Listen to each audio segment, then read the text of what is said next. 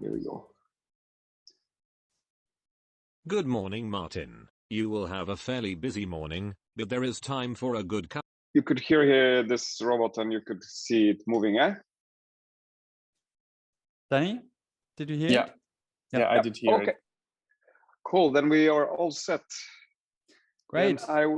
Then I will sort of not disappear, not disconnect, but I will turn off until I guess 9 o'clock, right? Then I'm back. Yeah, maybe 1 minute earlier would be nice. Yeah, for sure. And from we'll do the rundown, Carsten and me, we do the opening. Carsten, you are going to welcome the delegates by. Do you tell something about the program or? No, as I learned, the organizational stuff is coming from you. Pan? until I guess 9 o'clock, right? Then I'm back. My echo is coming 5 minutes later. Oh, sorry, that was me. Nice. So Carsten, you start to talk, then I do the organizational stuff. Yeah. Then I get back to Carsten and he will moderate your keynote. But Awesome. very briefly. So just Yeah. to introduce you in a short version, and then you can start. I'm pretty sure that you'll talk a little bit about yourself. Anyway, questions? Good. No, I will not.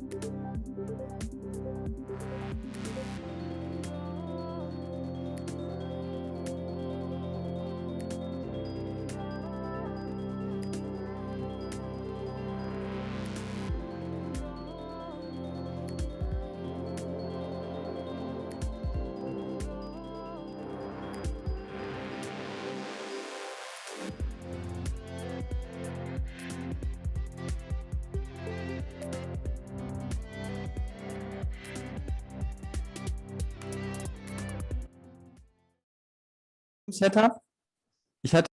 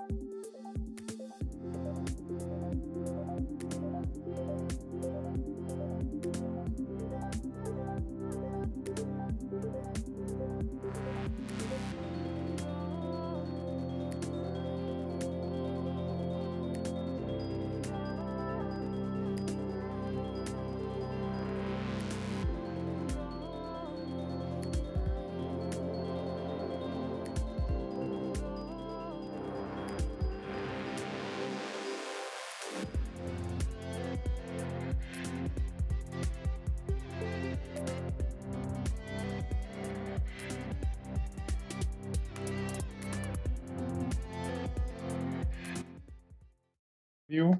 So. Jetzt kommt es auch gleich bei euch im Stream an. So ist es halt. Ich mache nebenbei schon mal ein bisschen Photoshop, ja? Mhm. Dann gucken wir uns das gleich mal an. Stream läuft, ne? Hatte ich. Ja, also Stream gucken wir läuft. gerade. Super. Mhm. Mhm. Genau. Ja. Ja, Carsten, ich gehe einmal über die Plattform. Ich habe jetzt beim Testen schon so 7,5 Minuten gebaut. Ich hoffe, dass ich es schneller durchkriege. Ach nö, ich sage ja nur, dass ich mich wieder total freue. Und dann bin ich ja eigentlich quasi auch schon durch. Ja, dann kannst du dich in Ruhe mit Orga beschäftigen. Willst Wie lange haben wir denn ungefähr geplant? Ist doch eigentlich eine Viertelstunde in Summe, ne? ja, Ja, so lange haben wir noch nie gebraucht, ehrlich gesagt. 10 Minuten, ja. Also ja, nur ich will die Leute ja auch eigentlich, also das ist immer so das Thema, ne? Willst du die Leute, also langweilst du die Leute damit oder ist es hilfreich? Das ist halt Naja, bei immer einer die Frage. Dreitagesveranstaltung glaube ich schon, dass es hilfreich ist. Ne? Also es Ja.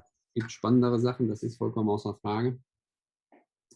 Aber wie gesagt, ich denke schon, dass das ganz nötig ist. Ja.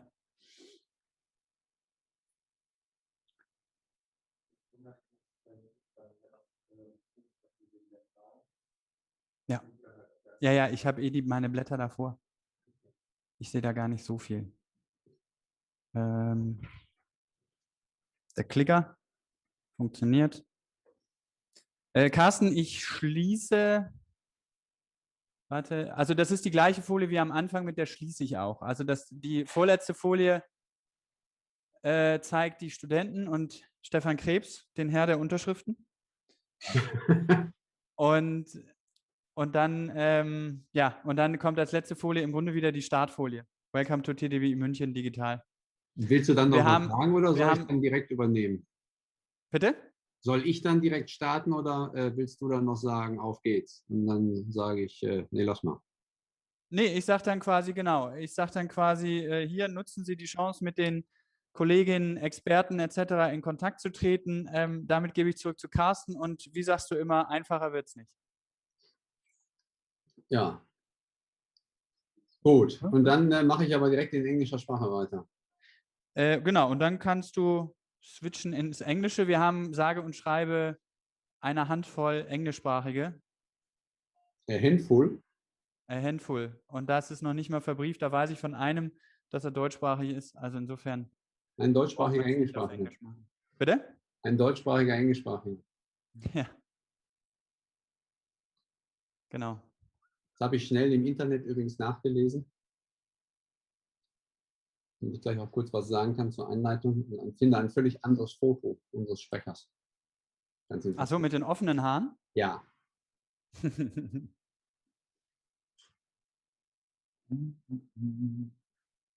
So, ich bin gleich fertig. Kannst du einfach die gesamte obere Leiste wegmachen, weil die Überschriften auch teilweise nicht zu sehen sind. Ja. Oh, Kannst die du. Überschriften. Ja, okay, alles klar, das kriege ich hin. Das glaube ich einfacher. Ja. Okay. Hast du gehört? Ja, ich mache die ganze obere Leiste weg. Ja, Für den- super. Gut, Dankeschön. Danke. Jo, gerne, gerne. So, dann habe ich den Chat. Morgen machen wir das dann nicht so. Morgen haben wir dann nur die eine Kameraperspektive, weil wir halt nicht mit den organisatorischen Teil machen. Mhm. Alles klar. Du darfst jetzt nicht klicken, ne?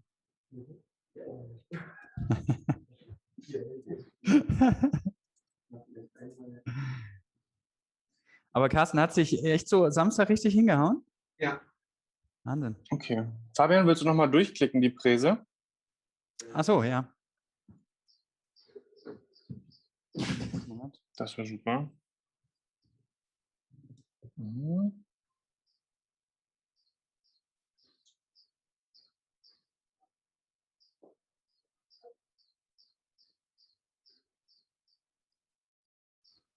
Mhm.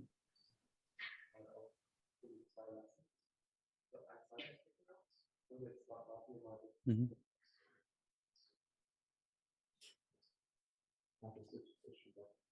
Mhm.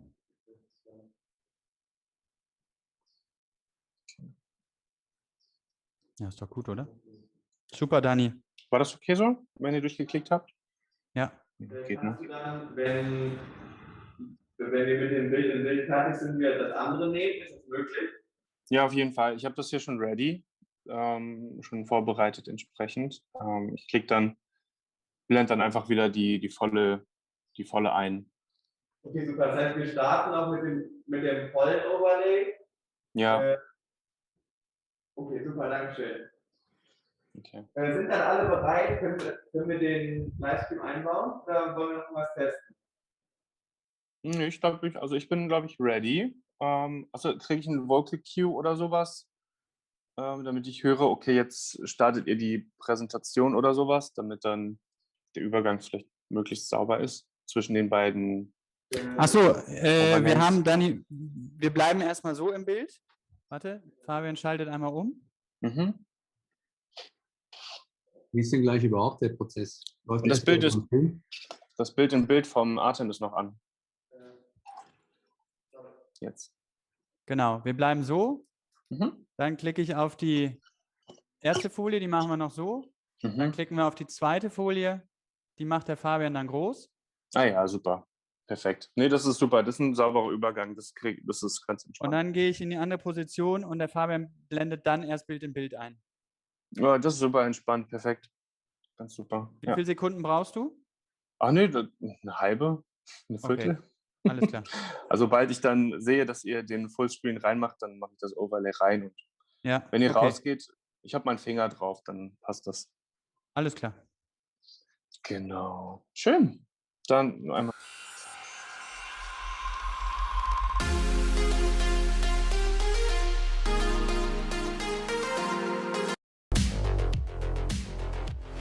Sagst du wieder, bevor es losgeht, 5, 4, 3, 2?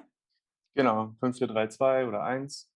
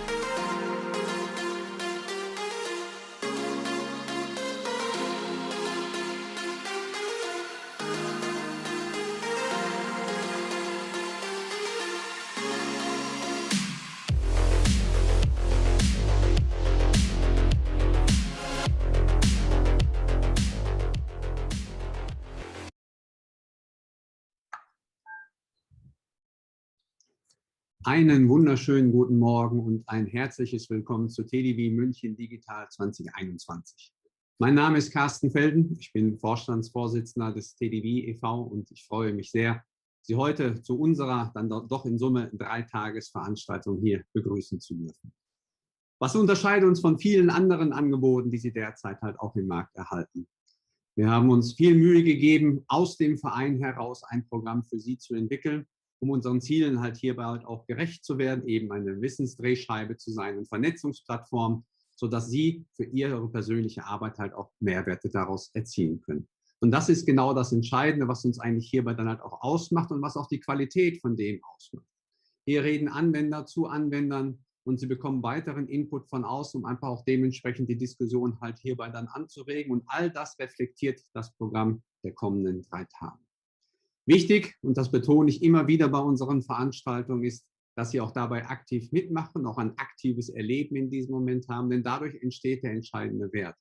Hinterfragen Sie die Dinge, fragen Sie halt auch nach, weil es grundsätzlich nicht einfacher wird, als die Gelegenheit, die wir Ihnen permanent versuchen, halt hierbei dann zu bieten. Das ist das, was den TDW halt ausmacht und das ist auch das, was unsere Veranstaltung halt hierbei dann auch ausmacht. Und deswegen noch einmal ein herzliches Willkommen zur TDW München Virtuell 2021. Und es ist schön, dass Sie da sind und ich freue mich auf spannende 3 Tage, wo wir dann doch hoffentlich versuchen, viele Erkenntnisse aus dem Ganzen zu ziehen. Ich selber bin allerdings natürlich nicht alleine da. Viele von Ihnen werden schon auch in den letzten Monaten hier natürlich dann kennengelernt haben, dass ich hier immer mit Christoph Kreuz zusammen aktiv bin. Und deswegen, Christoph, wie sieht es denn heute auch für dich aus, bei der Veranstaltung aus? Ja, ich hoffe gut. Vielen Dank, Carsten. Schön wieder mit dir virtuell eine Konferenz zu öffnen und noch schöner, dass es die TDW München ist. Ja, die TDW München ist zurück in diesem Jahr digital. Die Gründe kennen wir alle. Und ja, auch von meiner Seite herzlich willkommen, liebe Teilnehmer, liebe Teilnehmerinnen. Schön, dass ihr da seid und bei der TDW München digital dabei seid. Mein Name ist Christoph Kreuz, Carsten hat es gesagt. Ich bin Vorstandsmitglied des TDW e.V. und im Namen des Veranstalters Sixdata.com wieder gemeinsam mit Carsten Felden und dem TDWI, euer Gastgeber. Carsten, du hast es gesagt, die nächsten 3 Tage erwartet uns ein breites Programm, viel Programm, ja, auch spannende Vorträge, eben wie gesagt, Geschichten Anwender von Anwendern, die Projekte, wo man die Inspiration rausholen will. Aber jetzt natürlich einmal noch mal kurz ein paar Hinweise, die euch für die Konferenz dann einfach eine gute Orientierung geben und hoffentlich auch die Reise auf der Plattform erleichtert. Wir starten mit der Wahl des Browsers. Unser Dienstleister Skoox empfiehlt uns die Verwendung von Chrome oder Safari. Solltet ihr also mit Edge, Firefox oder anderen Browsern gerade eingewählt sein und Schwierigkeiten haben, probiert gerne einen dieser Browser aus. Wenn alles gut läuft, dann ist doch wunderbar. Ja, ihr befindet euch jetzt gerade im Stream. Super, dass das geklappt hat. Die Sessions gleich, die werden wir allerdings in Zoom machen. Der Grund ist ganz einfach. Wir möchten den Sprechern die Möglichkeit bieten, gemeinsam mit euch in einem Meetingraum zu sein. Wir möchten euch die Möglichkeit bieten, auch gerne die Kamera selbst anzustellen, das Mikro anzustellen und zu öffnen, um so einfach auch in den direkten Austausch mit den Sprechern zu kommen. Wir haben immer am Ende der Vorträge eine Q&A-Session, also da ist reichlich Zeit, Interaktion zu betreiben. Und ja, insofern, das Reinkommen ist ganz wichtig. Ihr braucht jetzt keinen Zoom-Link oder sowas, sondern auf der Plattform wird jeweils 5 Minuten vor der Session ein Button erscheinen, wo dann drauf steht Enter the Session oder los und dann einfach da draufklicken, Audio aktivieren, wenn Zoom in der Plattform sich öffnet und dann geht schon los. Ja, und so sieht sie aus, die Plattform. Alle, die bereits eine der TDW Virtuals besucht haben, kennen das Layout. Aber ja, was ist neu, was fällt ins Auge? Was bedeuten eigentlich die unterschiedlichen Farben? Und das ist ganz wichtig. Die orangenen Vorträge sind die Sessions des kuratierten Fachprogramms. Da, wo Sie ein Ticket gekauft haben, um auf die Konferenz zu kommen. Das ist das, was wir zusammengestellt haben. Die blauen Sessions sind die Vorträge, die auch ja, für alle Teilnehmer, Teilnehmerinnen, die sich kostenfrei für die Fachforen angemeldet haben. Und wir haben noch die Keynotes und die Panels der TDWI-Themenzirkel dazugepackt, also dass man auch da wirklich eine breite Auswahl hat. Und natürlich jeder, der ein Ticket gekauft hat, kann die volle Bandbreite, das volle Programm genießen, sowohl orange als auch blau. Das Menü auf der Konferenzseite findet ihr auf der linken Seite. Neben dem Programm könnt ihr die Expo oder den Event Hub besuchen. Dort gibt es alle Infos zu unseren Partnern. Dann darunter My Schedule, da kann man die eigenen Favoriten sehen, die ihr ausgewählt habt auf der Plattform, aber auch Meeting-Anfragen, die man über die Plattform stellen kann, werden sich dort finden. Dann darunter die Teilnehmer, Participants, dort findet ihr alle eure Peers. Da gibt es kleine Icons, versucht einfach zu klicken und schaut, was ihr machen könnt, eben über den Chat Kontakt aufnehmen, Meeting-Anfragen stellen. Ja, nicht zu übersehen, zentral seht ihr die Agenda und den Zeitstrahl, darunter die Agenda in tabellarischer Form und dort kann man dann auch tatsächlich die Favoriten setzen und wenn ihr draufklickt, dann auch weitere Infos zum Vortrag. Am rechten Rand befindet sich auf der Programmseite unser sogenannter Interaktionshub.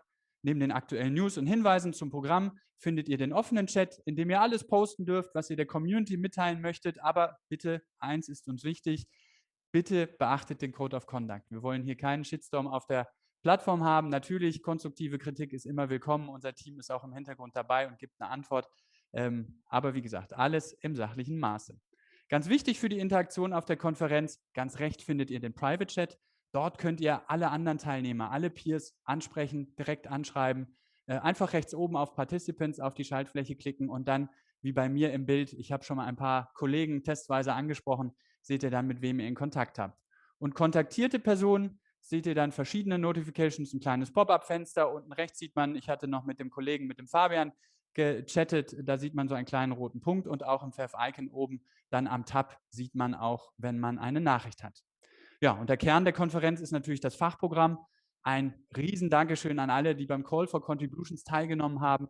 Da waren wir durchaus ein bisschen unsicher am Anfang, weil wir haben ja die Konferenz dann auch schon als digitales Format ausgeschrieben. Und da waren wir sehr gespannt, wie viel da reinkommen kann. Es kam viel rein, wir haben ein tolles Programm.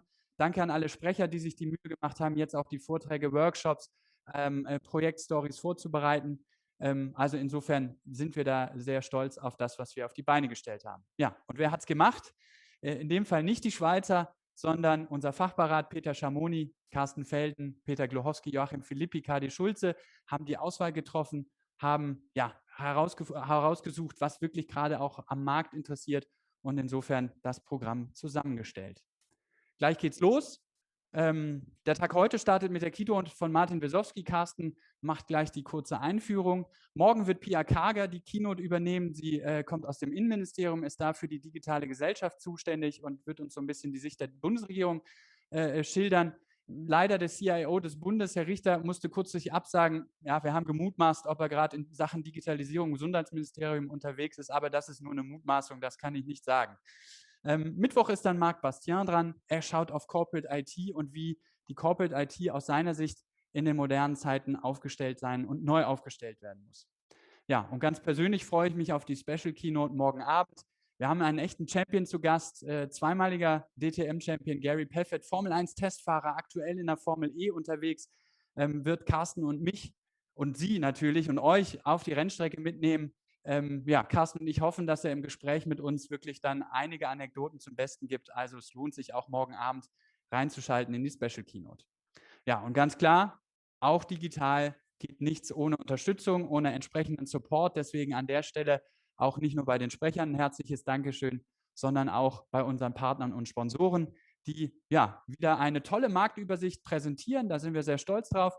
Und ja, insofern alle Inhalte, alle Projekte und Lösungen könnt ihr euch anschauen in der Expo, im Event Hub und natürlich in dem Programm der Fachforen.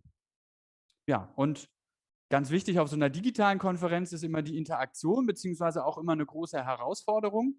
Ja, wir schauen mal, wie das bei uns funktioniert. Einige Tools habe ich schon erklärt, aber in der Mittagspause und dann heute Abend zur Welcome Reception nehmen wir euch mit nach GatherTown. Das ist eine Plattform, wo man so ein bisschen arcademäßig mit einem Avatar unterwegs ist. Es eröffnet sich automatisch ein Videostream, wenn man zu einer anderen Person in die Nähe kommt. Und so hoffen wir dann tatsächlich auch, diesen informellen Austausch, den wir ja vor Ort dann auch haben, noch besser darzustellen. Und dass man auch mal an irgendeinem vorbeischaut und sagt, ach, dich habe ich doch irgendwo mal gesehen, lass uns doch mal ein bisschen quatschen. Also viel Spaß, probieren Sie es aus, probiert es aus und dann schauen wir, wie das funktioniert.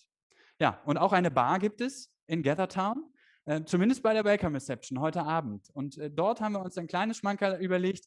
Die kleinste Distille Hamburgs präsentiert sich, Hamburg-Sansibar. Und dort wird auch ein Vertreter der Hamburg-Sansibar vor Ort sein und den könnt ihr euch tatsächlich schnappen, an der Bar sitzen und Löchern zum Thema Gin. Und ja, es ist eine ganz besondere Destille, weil die hat den Preis für den World's Best Flavored Gin gewonnen mit dem Hamburg Sansibar Gin. Also insofern schaut rein, das wird sicher spannend. Ja, und bei einer Präsenzveranstaltung, da haben wir wieder einen Unterschied, Präsenz zu digital, da wuseln immer auch die Kollegen rum an der Registrierung. Habt ihr die schon getroffen oder in den Räumen? Das sieht natürlich jetzt ein bisschen anders aus. Alle sind hinter der Kamera, alle sind eher unsichtbar, aber nichtsdestotrotz ist da Schweiß, Blut und Tränen sind geflossen, um diese Konferenz auf die Beine zu stellen. Naja, so dramatisch war es nicht, aber trotzdem natürlich viel Arbeit. Wir danken unseren Sponsoren, unseren Dienstleistern Skooks und DXP für die technische Unterstützung. Natürlich das ganze Team von SixDatacom, was im Hintergrund dran ist, bei den Registrierungen im Marketing und natürlich auch bei der Einrichtung der Stände und bei der Zusammenstellung des Programms. Und natürlich hier stellvertretend sieht man unsere Studenten, die unsere Sprecher begleiten. Und zwar bei der Vorbereitung des Programms in den Zoom-Räumen, dass die Sprecher dann auch gut in die Sessions kommen und gut vorbereitet sind für euch, für die Teilnehmer, dann auch einen guten Vortrag zu halten. Ja, genug erzählt von meiner Seite. Nun wird es Zeit loszulegen. Wir sind gespannt auf die kommenden 3 Tage. Nutzt wirklich die Zeit, um mit den Experten, Expertinnen, Sprecher, Sprecherinnen, anderen Teilnehmern in Kontakt zu treten. Und Carsten, du sagst immer so schön, einfacher wird es nicht. Und damit zurück zu dir. Vielen Dank. Das ist natürlich eine ganze Menge Organisation drumherum und ich denke, das ist auch klar, dass man so etwas halt auch braucht, damit für Sie hier ein entsprechendes Erlebnis entstehen kann. Natürlich danke ich auch wirklich dem gewaltigen Team, was hinter dieser Veranstaltung dann halt hier steht. Ob es jetzt der Technikdienstleister, ob es von SixDatacom ist und weil ich gerade sein Bild noch gesehen habe, natürlich auch insbesondere Stefan Krebs. Vielleicht nur eine persönliche Anmerkung, weil ich es leider Gottes in den richtigen Momenten immer erfolgreich verpasse. Ohne Herrn Krebs hätte ich selber in meinem Leben nicht viel erreicht. Und deswegen freue ich mich einfach sehr, dass auch dank seiner Unterstützung diese Veranstaltung schon über viele Jahre eigentlich eine sehr erfolgreiche Geschichte halt hier bei uns ist. Und umso schöner, wenn es ihm halt auch Jahr um Jahr gelingt, mit einem studentischen Team hier einen entsprechenden Beitrag zu leisten. Und nicht nur dafür, aber von meiner Seite aus herzlichen Dank. Aber das nur eine persönliche Not. Wie gesagt, einfacher wird es nicht. Nutzen Sie die Gelegenheit. Ich fühlte mich gerade so ein bisschen auch an Second Life erinnert. Und da muss man einfach mal schauen, wie das Ganze dann so klappt. Wir alle wissen, dass physische Treffen immer schöner und toller sind, da müssen wir gar nicht drüber reden. Aber ich glaube, hier ist wirklich eine wunderbare Alternative geschaffen worden, die Ihnen dann halt auch einen entsprechenden Mehrwert dann halt liefern soll. Jetzt möchte ich aber gar nicht so viel Zeit weiter kosten und dementsprechend dann halt auch zur Keynote überleiten und auch hierbei dann in die englische Sprache. It is our pleasure and we are very honored about having Martin Wietzowski as a speaker here in our conference. Martin Wietzowski, the newspaper Neue Zürcher Zeitung said about him that he is the heavy metal rocker of a software vendor. And this might be true. He's a chief designer and futurist of SAP. And in this role, actually, he's mentoring, giving advices, giving ideas about what is happening in the near future and what is actually affecting the software market and especially what is affecting SAP as a company. Not just SAP, but the market in general. And we are very happy to learn about him, to learn about his ideas and what is coming up on how to handle those upcoming situations for ourselves. And so I don't want to take too much time, Martin. It's our pleasure. And the floor is yours for your presentation. If you have any questions, please let us know. We are very happy to discuss it afterwards. But Martin, it's your time now. Thank you very much for introduction. And that's very true. Looking into the future is part of my job, especially from a technology perspective overall. But let's do it with a little bit of a distance first. Let's listen to these guys. You might know the band. If you're at least the same generation that I am. And if not, you recognize the singer here at least. Kurt Cobain. The band was Nirvana. And they're playing here a song that they didn't write, which is a little bit funny. And AI is writing songs for Nirvana today. And it's pretty good, if you ask me at least. And actually, it doesn't matter if it's good or not. The interesting is that it really sounds like Nirvana, especially played by a cover band there. And that's what you saw. And that should propose some questions about the future. Maybe the questions that this guy was trying to solve. If you look at this gentleman and what he's doing here, He's making a science fiction movie, and you wonder, well, that's nothing unusual, but this is very early. This is 1910, and this is Thomas Edison, the business person with such a clever mind for going to market with a new invention and making it to an innovation, which is the light bulb, the electricity, as we saw it. Here, he has a magic powder that he puts on things that can fly. Then he imagines that, oh, wait a second, if I put the powder on myself, like here, I can also fly. And that's what he does here, just in a second, out the window. And he flies, obviously, to Mars. Yeah? The bigger question here is, why is he doing this? He has the business, he's a very serious engineer, and he's doing science fiction movies. I think this says it all, this statement here. With the power of imagination comes the power of shaping. To imagine means also to be playful and to experiment in all these senses. And it means to ask very deep questions on a Monday morning like this that will drive us for the rest of the week and rest of the future. And the question is not maybe what you think, it is, what's the future? And I can tell you many things that future is, and they would be just guesses, but one thing I can tell you for sure that the future is, it's a little bit like an action sport. It's basically, if you compare it to downhill mountain biking or similar, if you feel that you're competing in this field and you're doing everything as you know it, you're feeling safe and secure because you know exactly how to do it, you're not doing it right. People that win the gold medal here, they're on the edge. It feels very wrong when you're doing it right, because you cannot predict a future. That's the same thing. If you're predicting the future, you might be a little bit insane and need help, or you just try to take someone's money. But you can prepare for the future exactly like the action sports people do. Now, let's try to prepare for the future. One way to look at it is to observe it. And here's a customer of ours that have observed it. And let me just show you how. I want to be a scientist. Eureka! A scientist.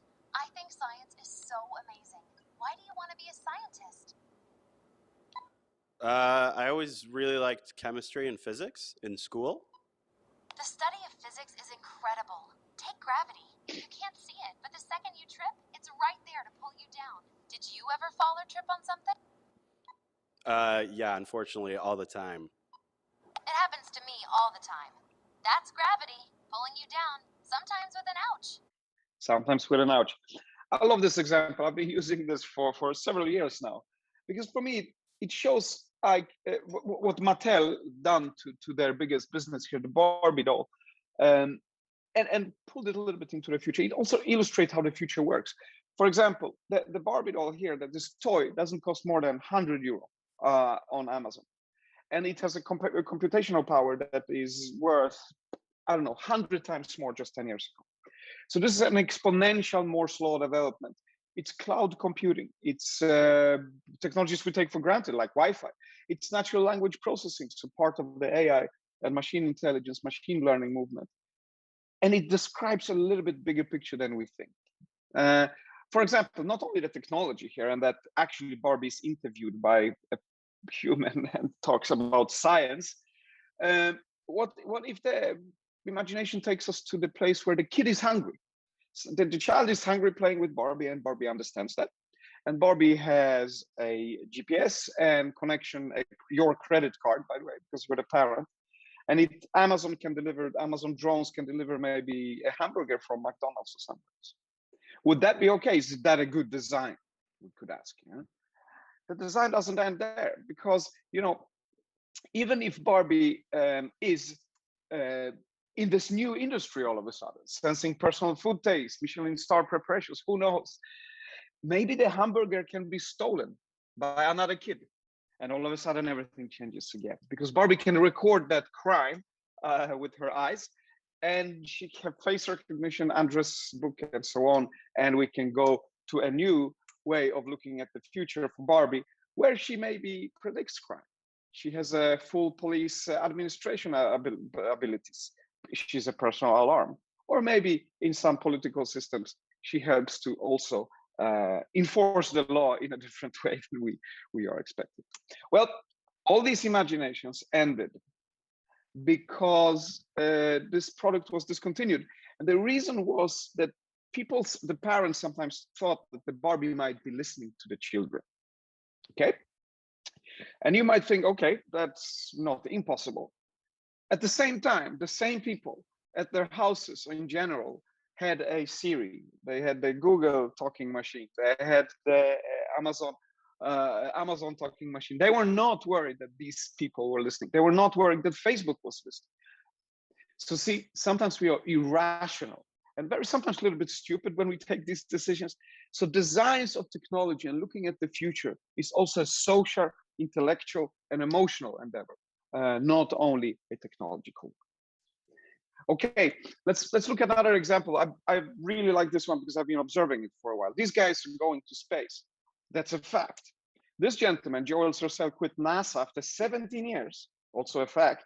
I met him 3.5 years ago or 4 years ago when he was starting to build these things. He will build this apparatus here's Joel, to capture asteroids in space, like Bruce Willis, you know, and he will squeeze with solar power, he will squeeze out any chemicals possible to build gas stations in space, he told me. I was thinking, Joel, that's crazy. Why did you quit NASA? Does your mother know about it? And he said, yes, I need to do this because we will have lives, jobs and vacations in space soon, and I just want to build these gas stations. Okay, and if you put it on an observation field, and you look at things like this, here in Berlin, we have a team called Part-Time Scientists, and they built this together with other brands. It's a self-driving robot that can be 3D printed on the moon to help out with constructions there. What constructions? Well, let the imagination talk. And speaking of building stuff, already now there is a company called Made in Space that helps NASA to bring less material up to space because it's very, very expensive to bring stuff to space. So like here, if someone on the International Space Station broke their finger, obviously the support for that finger can be 3D printed rather than be prepared for before. And speaking of 3D printing, there's no gravity in space. So 3D printing enormous objects is much easier. It's actually possible. So imagine what kind of clarity of antennas we could have there and telescopes if we build them in space instead of building them on Earth and shipping them out.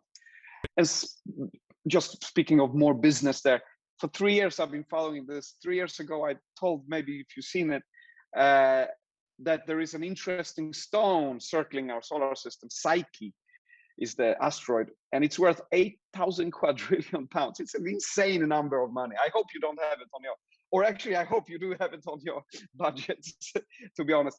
Now, that's the price for the metal excavation if you go for it, and minerals. NASA gave that job to SpaceX just the other year. So there is big business, and there are brands that maybe sounds boring, like Caterpillar, but now they are super cool because they are conducting imaginary research to maybe put their excavation machines and any other machines on the moon. And they write in contracts about it. And if you thought that Under Armour is making t-shirts, they also make spacesuits for Virgin Galactic. And this gentleman who owns almost all hotels out there, he's a billionaire. He's thinking of building these vacations out there, hotels in space. So Joel is right. It's happening as we speak. And even pop culture business, if you want to call that like that. Estée Lauder goes to space to take a photo and pays for it. So what are we doing here in this chapter? I'm talking about different phenomena, but we need to give them a name. This is industrialization of space. That's how I call it. It's very simple. SAP, where I work most of the time, will not go to space. It's at least not as we know it. But our clients and our partners and their partners will. They are already doing.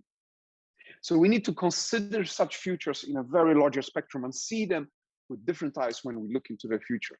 Like, for example, healthcare. It takes very long time to make a doctor. But every illness, a condition you ever had, all the conditions in the world, can she remember that? No. Can she remember the history of Homo sapiens conditions and compare it to each research coming out each second and compare it then in turn to how you feel right now in that second? No, she can't. But an AI and she together can do that. and deliver better diagnostics than ever in human history or computing history. And that is also in part with the help of the sensors that would tell us how our body feels and how to get the data out of that. Another example of this transformation in the future, I'm here judging a startup that had a strange pitch that said, Martin, we have human organs as a service. I was thinking, guys, that can't be legal. But it is, because these organs are 3D printed. Imagine 3D printed human organs, as I'm holding in my hand here, actually. What does it mean for experimentation, education to the masses, liberation of tools, and less animal testing, and so on and so on. It's just very good for the future. And speaking of Under Armour again, they are not a t-shirt company. They also are 300 million strong healthcare or well-being platform. So healthcare is totally changing, and this data that we are is now coming into all sorts of business. Maybe Barbie's food industry should be connected to this.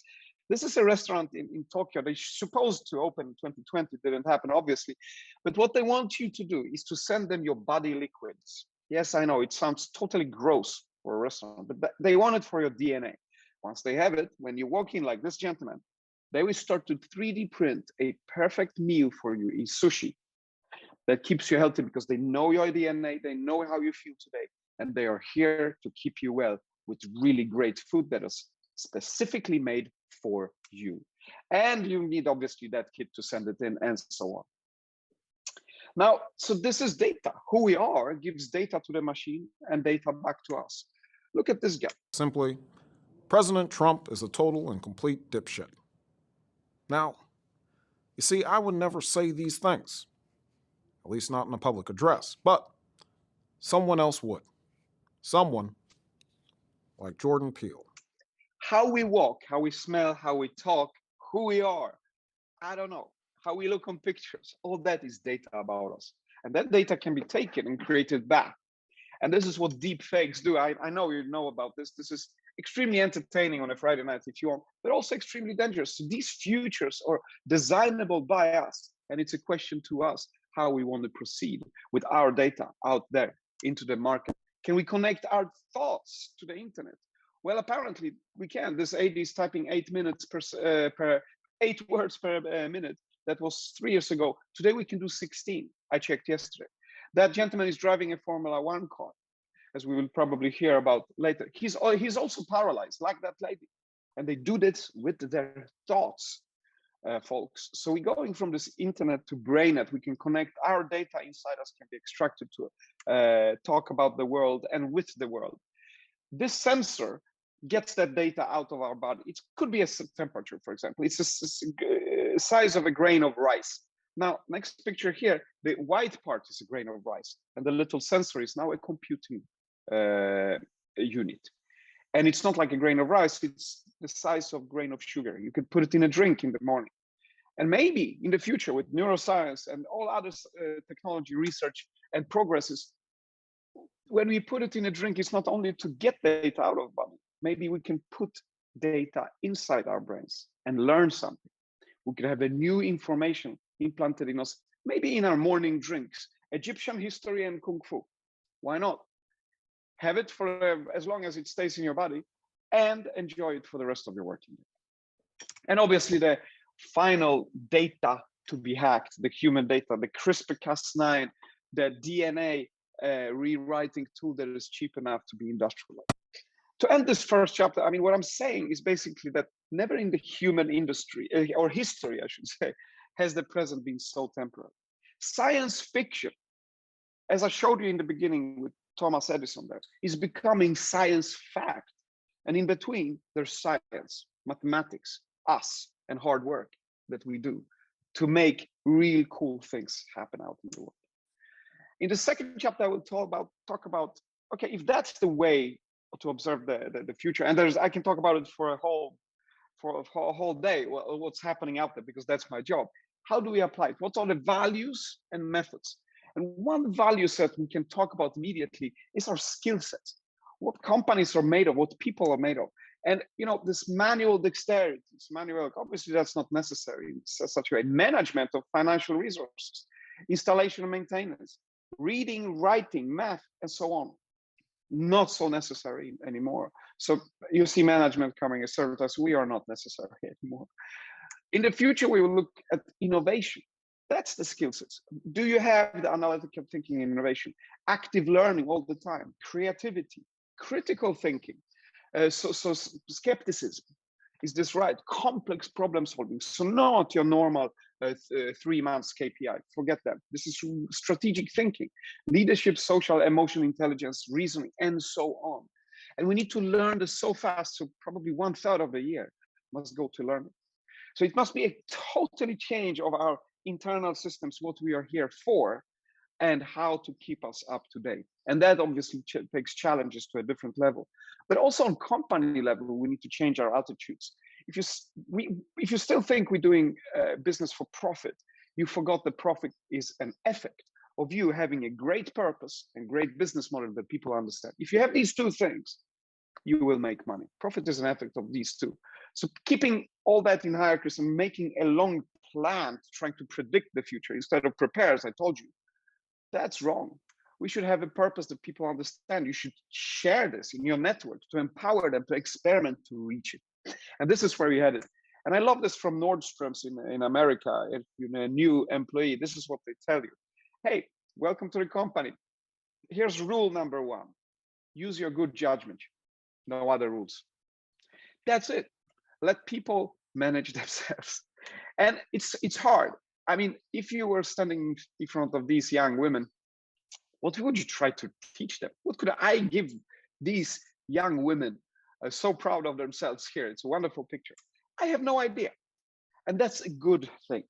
We need to admit that the future is so fast. Sometimes we don't know. So we need to investigate and imagine. Now, there's a tool we use called 3 Horizons to bring these futures from imagination to the market.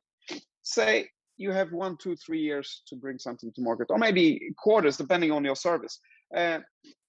The first type of innovation here, we call continuous innovation. This is a bettering on every level. It's incremental innovation. Now, if you look further into the future, you have something we have adjacent innovation. You expand your view, you forecast what you could do with the numbers and the resources you have. But there is a third way of innovating. And look, the timeline is changing. You have less time. And also, this one is important. This is the longest term innovation, long-term innovation, transformative innovation. And if you try to forecast to that kind of innovation, you will be disappointed because you will then still be in the second horizon. The third horizon is not forecastable because if you know what you're extrapolating, you're not doing the third horizon innovation, you're still in the second. But you can backcast from that. You can imagine what you want, the desirable futures. Backcast them by saying, hey, if that's the 10th year of what we're going to do, what is the 9th, 7th, or so on? What do we have today so we can forecast to year 1, 2, 3? And these arrows meet in the horizon of trust where you actually experiment on what you want to do. One way to do this, to deliver this, is to validate, incubate, and scale new ideas and new prototypes, new products and services. And you think, okay, that's what startups do. But now I don't call it a startup innovation process. Actually, this is something you should put in your normal operations. And I think many people do today. And when you do, you see that there's a bigger map. This is not it. This is not the innovation. We call it innovation curation map because if you do this, you do things right. And that's great. You're effective and efficient. You're running very fast in a direction. But you need to know that this is the right direction. So doing things right is not the whole thing. You need to know what are the right things to do. And for that, you need a totally new area of business, which is building on imagination, business and imagination activity. Future fabric, objective foresight. When I showed you the things that happening out in space and with Barbie and healthcare, these are basically foresights. These are future narratives that we build from observation of something we call the future fabric. It exists. Then we put it together, we put narratives of desirable futures. When we have that, we choose the futures that we believe subjectively to be important, where we will play a strategic and significant role to bring them to market. We have a strategic point of view. How wonderful, because then first then we can have a strategy. Now, this is important to understand that this is a whole curation system. I think a philosopher, Schopenhauer said it very well. talent hits the target nobody can hit. So if you compete on a market, you try to hit that target and you are the first, you win, you do things right.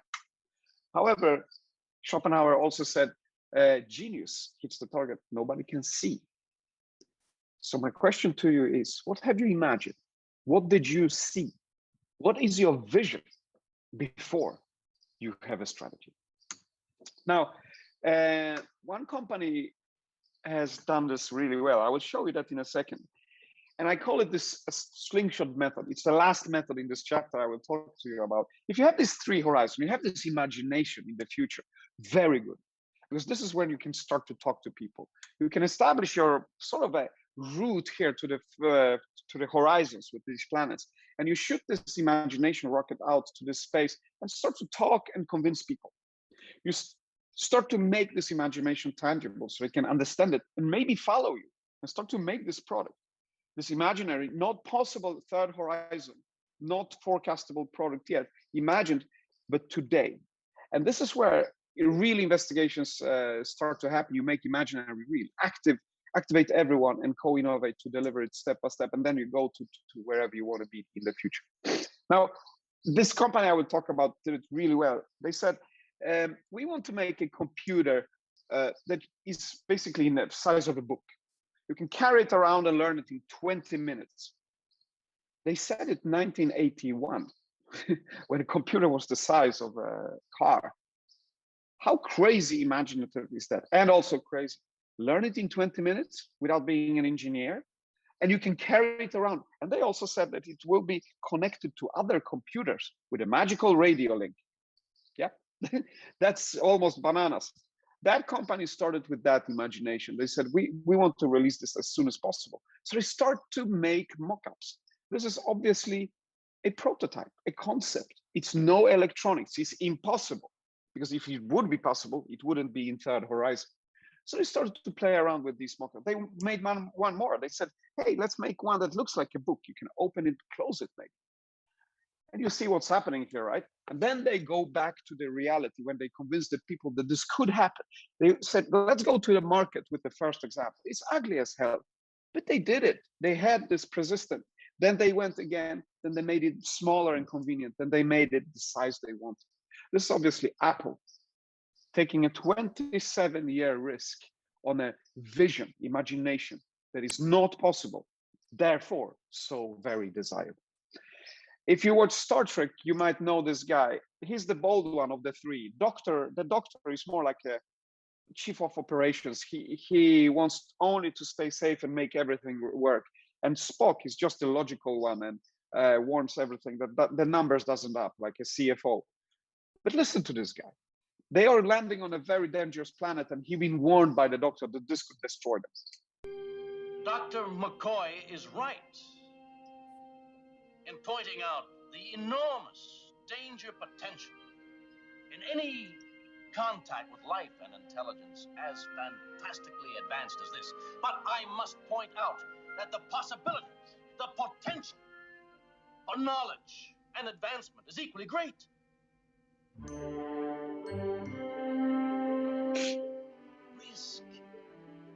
Risk is our business.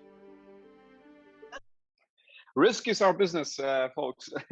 And also, when did you last have this passionate speech to your team about what's your business? So it's several aspects to this little movie clip I had, but it's a wonderful explanation on how innovation and futures work. It's like an action sport. You can prepare for risk. You can just not predict it, but be there with a vision and imagination to put it out there. And now I told you how we observe the futures, what that might be there. Very shortly, obviously, we don't have the whole day. I told you about a couple of ways, techniques to apply that future. And let's study how we did it. We at SAP, how we think of future of work, a long-term innovation vision for work. And we call it a vision where systems where machine intelligence and human ingenuity will flourish in empathic symbiosis. We chose these words very carefully, and they still seem to work with us. Of course, this vision will change because the future is changing, but right now, machine intelligence goes on one side and human ingenuity goes on the second side, and they will collaborate in an emotionally, empathically beautiful symbiosis to make the work life better. That's our vision. And it has 4 themes to support it: automation of business operations and services, autonomy of self-organizing networks, distributed and decentralized, augmenting of individual level productivity as a service, basically, or self-development as a service. And then we have augmentation of the entire enterprise level business strategic endeavors. So business strategy and transformation as a service. These 4 pillars would drive the machine intelligence and human ingenuity in empathic symbiosis. And I will give you just a few examples because that's what we have time for. Let's look at the automation. I got this picture from a friend of mine, a futurist here at Daimler. Sorry, I need to sneeze. He told Alexander Mankovsky, he told me, Martin, look at the people using the future vehicle here from Daimler. It's a self-driving car. That's, sorry, that's not the problem here, or not the interesting thing. The interesting thing here is, what do they do when the car provides everything and takes care of running it, braking, going in the right direction, blah, blah, blah. All the functions as a service. And this is interesting because it's comparable to business. High value human tasks, when people sit and discuss and exchange subjective opinions, this is high value human work. The manual tasks and all that we've been machining since the 50s, basically, or since the steam machine. And today we can say we are in digital era, where non-routine problem solving is more and more of the knowledge workers thing. And we think it will continue like that. And we think automation, where human machine symbiosis comes to life, cognitive tasks and knowledge work, and in the end, explorations and interactions will be the main work of a human, because the rest will be automated. And you know, the cognitive and load and manual load will disappear, and we will focus basically on our passions, what we actually love to do at work, the high value human tasks. So you can look at automation as a process thing, but it has a reason. And in our vision, it is to always bring out the most value of the process, especially for humans. The human value is still yet not replaceable by machines when it comes to imagination and ingenuity. Let's move to the other side, from the machine side, and how it will help us to be there, to actually redefine what work is, to be honest, not only how we work, but what work, human work, is. Let's move to the other side, when we augment the humans to superhumanity, like this person here. And I just give you a demo to give you an example. Hey, good morning, Analytics. How are you? What's happening? Good morning, Martin. You will have a fairly busy morning, but there is time for a good cup of coffee. Your biometrics show me that it would be good for you, but just 1 cup, remember. Okay, I'll remember. Okay, see guys, what's happening here? This thing knows everything about the data we talked about. I am data, as we said. And now I'm giving the data to this robot, to this companion here, to help me be better.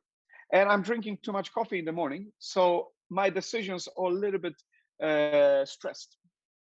And this is not good for my decisions. So it suggests me to drink less coffee, because my biometrics are showing that. My t-shirt, as we said before, will be smarter than me very soon, and will tell a lot of insights about me.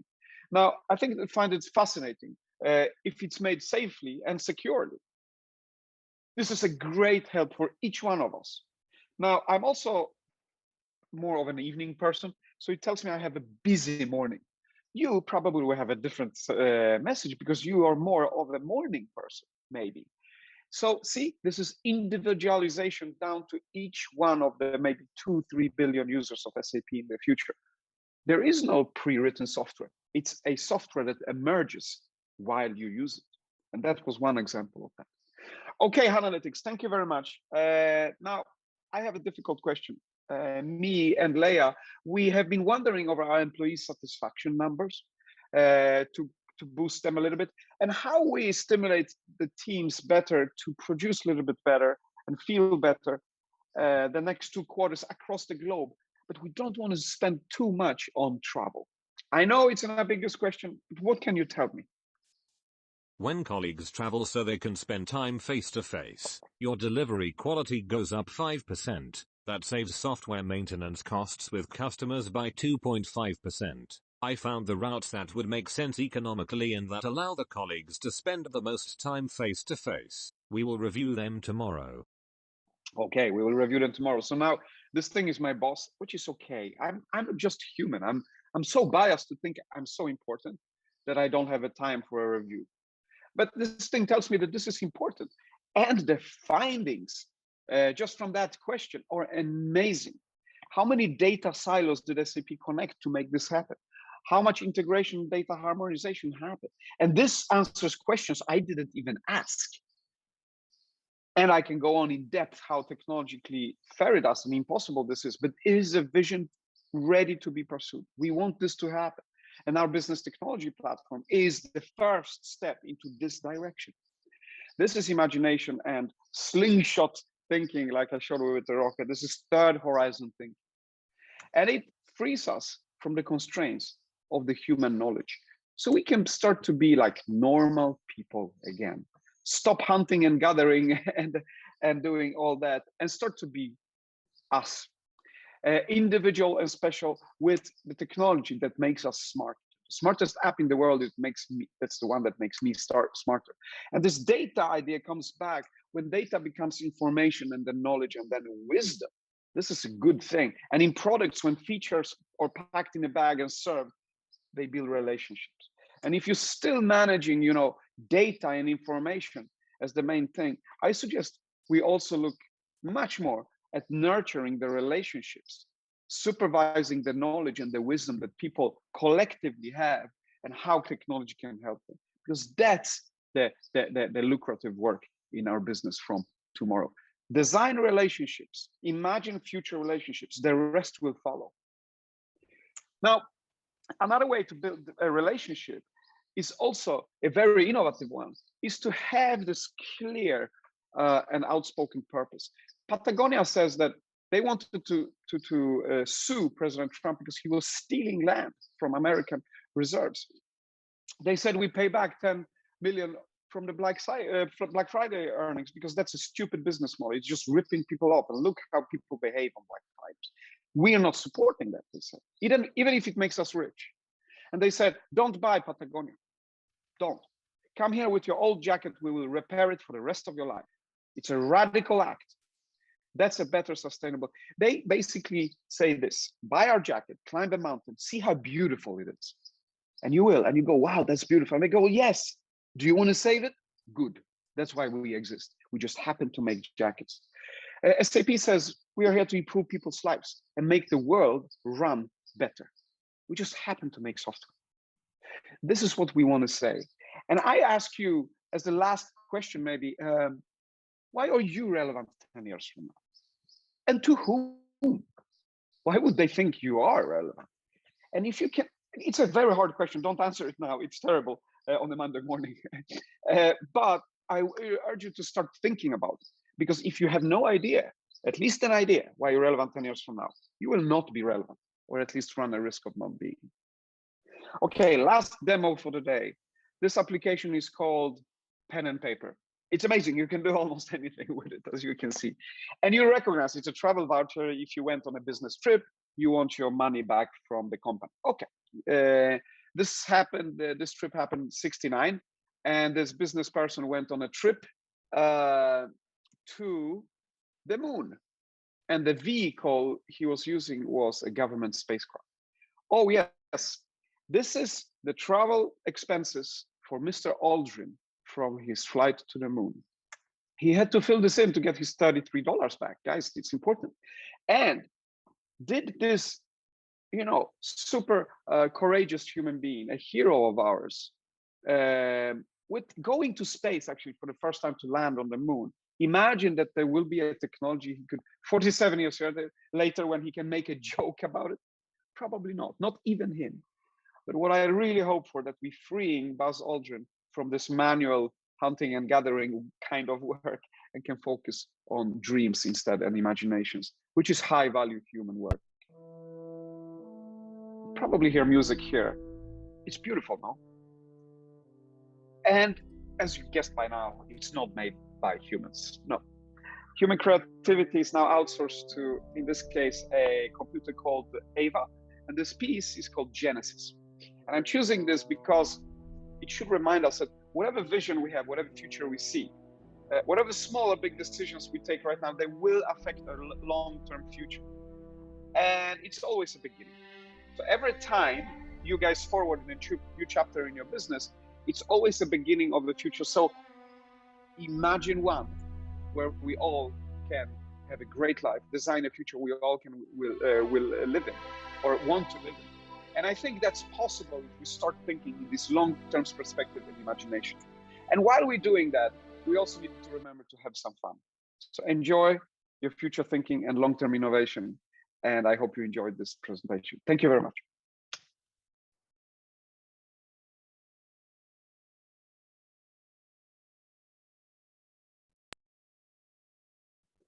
I can't hear you. I don't know why. Is it only me, or is it maybe the rest of the system?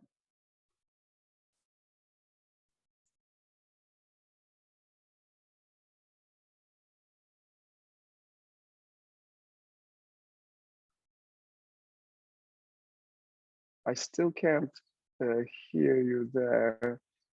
My speakers work because I tested the audio. I have.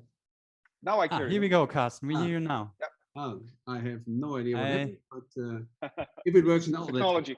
Yeah. So thanks a lot for your presentation. Very interesting. And what came up in my mind is a more general thing.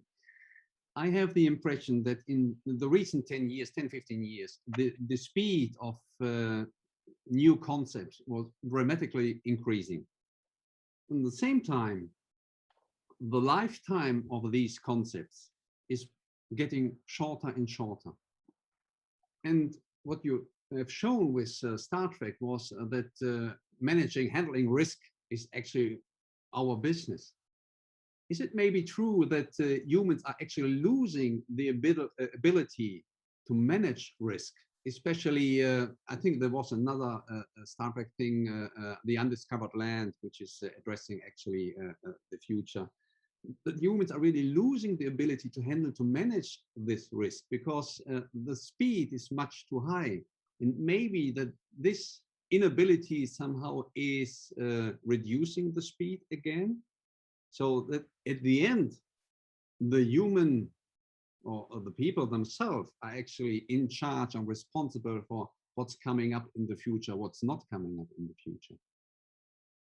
Yeah, interesting angle. The speed is really increasing and exponential. That's very important. It's not linear. That's the reason why we don't understand it. There's a very easy experiment you can do at any point. If you ask anybody in the room, where do it be if they go 1 meter steps for 30 steps?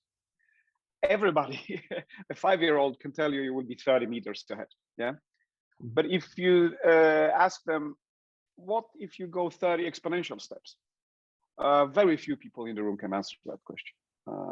So if you double each time, so 1, 2, 4, 6, 8, 16, and so on.